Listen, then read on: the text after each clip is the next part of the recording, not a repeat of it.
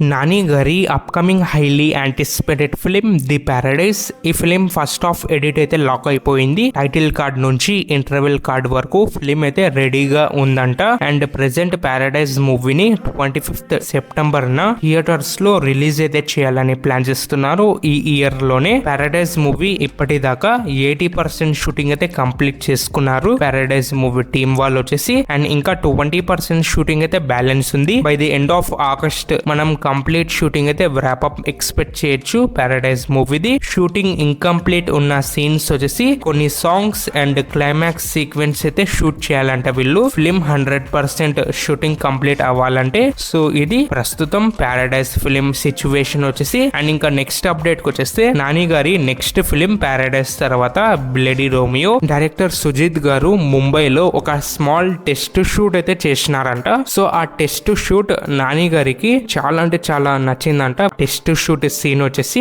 అందుకే నాని గారు చాలా ఎక్సైటెడ్ గా ఉన్నారు బ్లడీ రోమియో చేయాలని. బ్లడీ రోమియో షూటింగ్ వచ్చేసి దసరా తర్వాత అయితే స్టార్ట్ చేయాలని ప్లాన్ చేస్తున్నారు.